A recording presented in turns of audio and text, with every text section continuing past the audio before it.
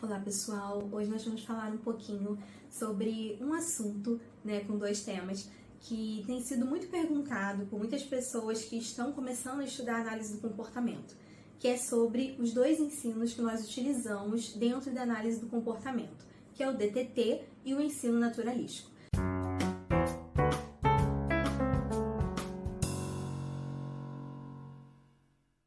Meu nome é Juliane Gomes, eu sou psicopedagoga, sou analista do comportamento e sou especialista em TEA. E estou aqui para poder tentar tirar um pouquinho dessas suas dúvidas.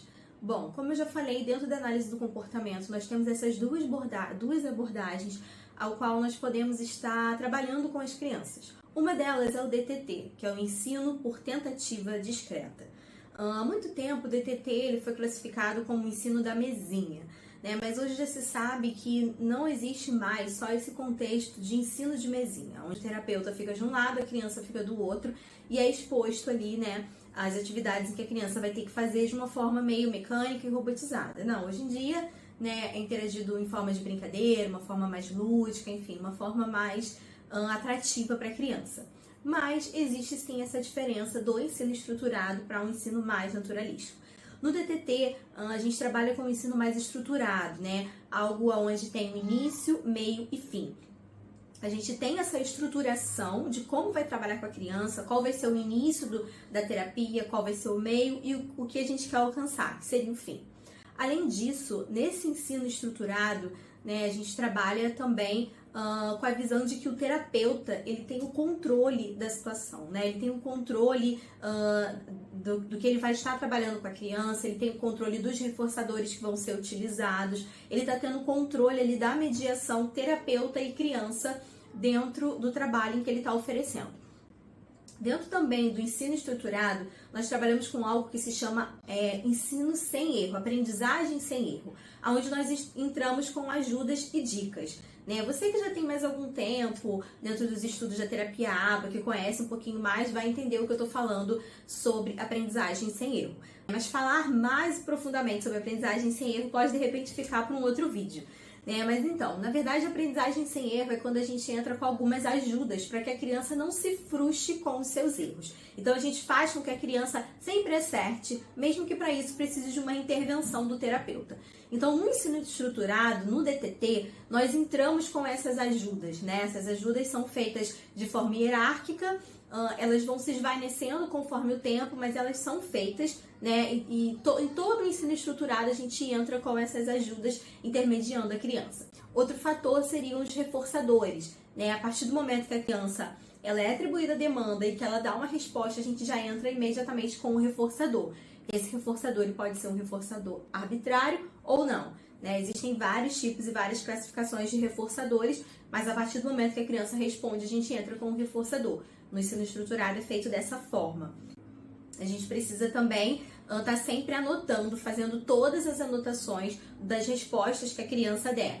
Se ela respondeu correto, se ela não respondeu, quantas vezes ela respondeu, quais foram os números de tentativa, quantas vezes nós tivemos que dar ajudas. Dentro da análise do comportamento, tudo precisa ser mensurado, o comportamento precisa ser mensurado para que a gente possa entender como está o desenvolvimento dessa criança.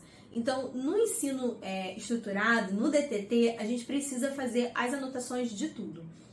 E, além disso, a gente precisa fazer com que esse ensino seja repetitivo até que a criança acerte.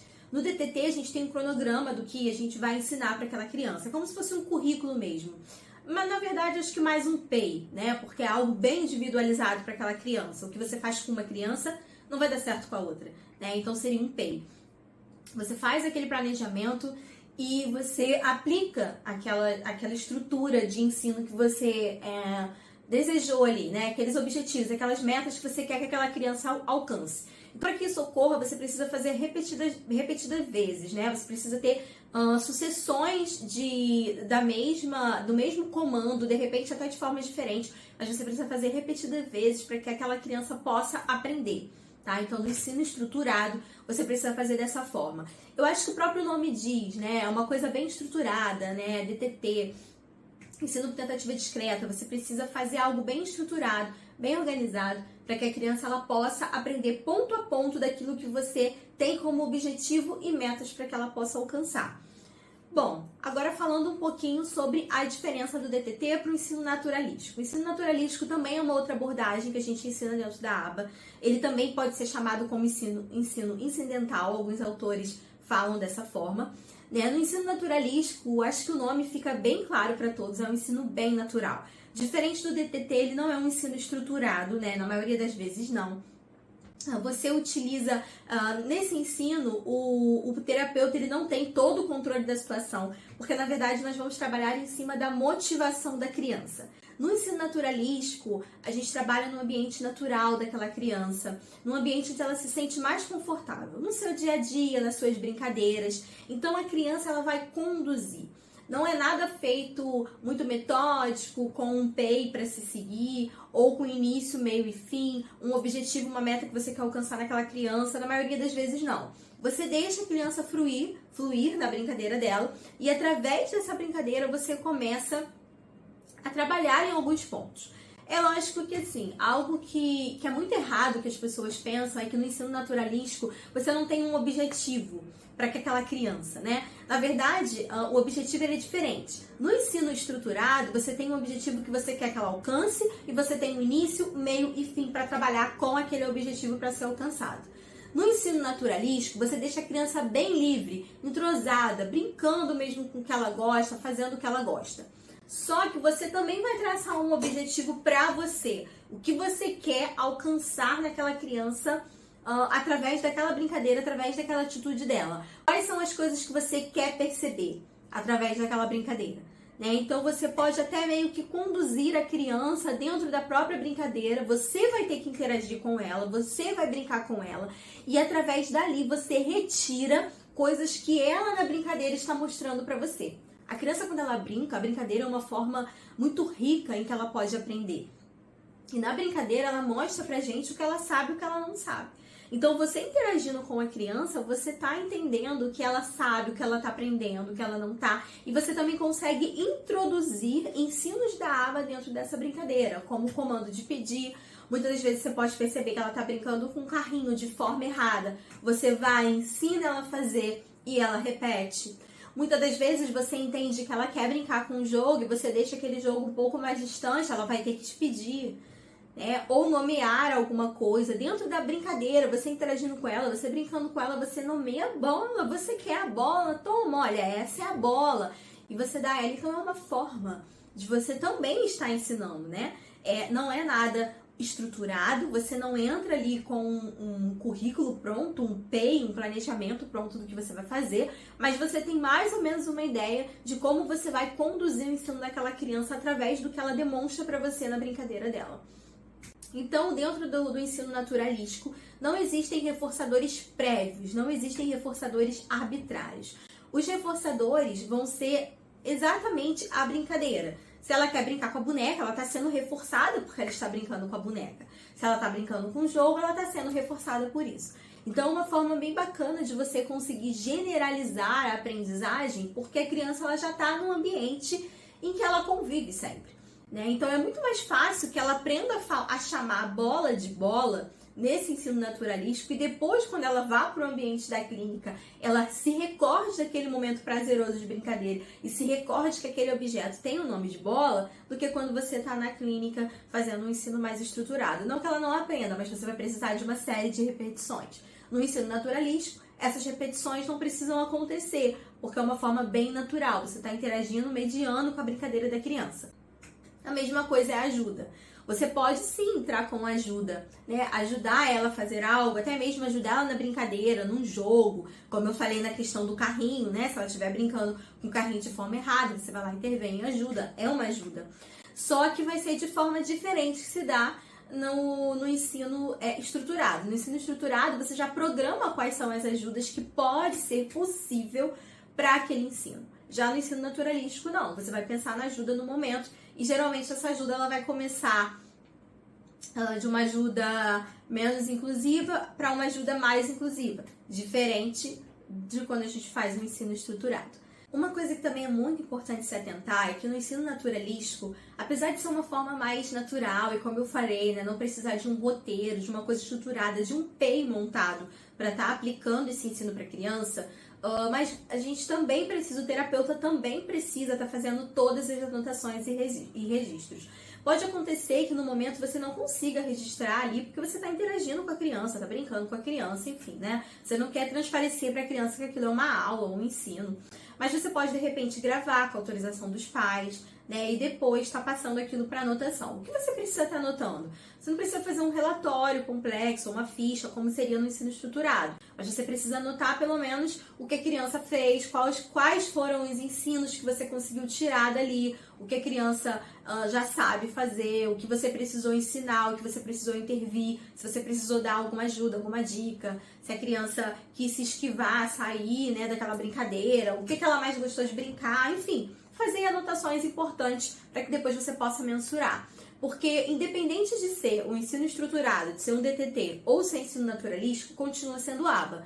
E para ser ABA, para ser efetivo, para ser eficaz, precisa ter registro, tá? Precisa ter análise de registro para que a gente possa entender como essa criança está desenvolvendo. Então, tanto faz a forma que você for ensinar, precisa ter o registro. E uma coisa muito importante para deixar aqui para vocês, em relação a esses dois ensinos, é que muita gente acha que no DTT a gente não trabalha o lúdico, não se pode trabalhar o lúdico.